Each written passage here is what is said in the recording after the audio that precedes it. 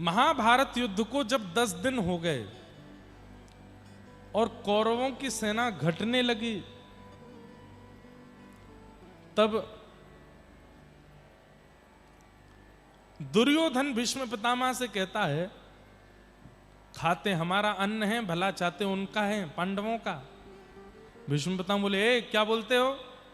बोले, सही तो बोल रहा हूं, इतने बड़े बड़े योद्धा हमारे पास हैं, लेकिन फिर भी हमारी सेना घट रही है, और वे पांडव हमारे सामने जरा सी उनकी सेना, और वे जीतते जा रहे हैं। 10 दिन निकल गए हमारे युद्ध को, अभी तक कोई कुछ बड़ी उपलब्धि हासिल नहीं कर पाए। हम क्या कर रहे हैं आप बैठ करके? भीष्म पितामह बोले, तू हमको ललकारता है? सुन। बोले, क्या? आज रात्रि को अपनी पत्नी को भेजना, जैसे ही मैं संध्या करके अपनी पूजा पाठ करके उठूंगा, तेरी पत्नी आकर के मुझको प्रणाम कर ले, उसको अपने संपूर्ण जीवन के तपस्या का फल दे दूंगा, अखंड सौभाग्यवती भव। नहीं मरेगा तू, बड़ी बड़ी बातें मत कर मेरे सामने, मरने का बहुत डर है ना तुझको, नहीं मरेगा, भेज देना अपनी पत्नी को रात में। दुर्योधन बोला,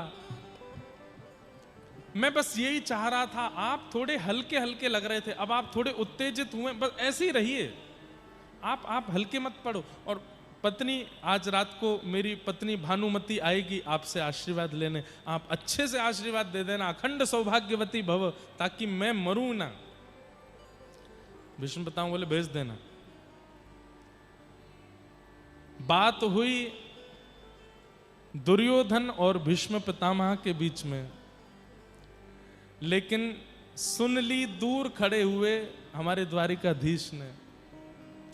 भगवान बोले, अच्छा, ये भानुमति को अखंड सौभाग्यवती का अगर आशीर्वाद मिल गया, तो मैं चाहे कितना भी सारथी बना रहूं, कितना भी पांडवों का पक्षधर बना रहूं, नहीं जिता पाऊंगा पांडवों को, क्योंकि भीष्म पितामह है ये बाल ब्रह्मचारी। क्या करूं?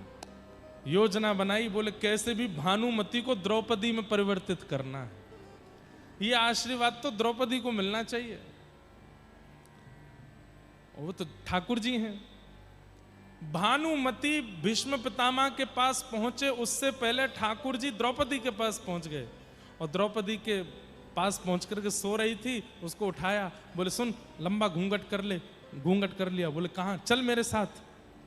द्रौपदी चल रही है तो बार बार कभी लड़खड़ा रही है, कभी गिर रही है। भगवान बोले, क्या हो गया, क्यों नहीं चल पा रही? अरे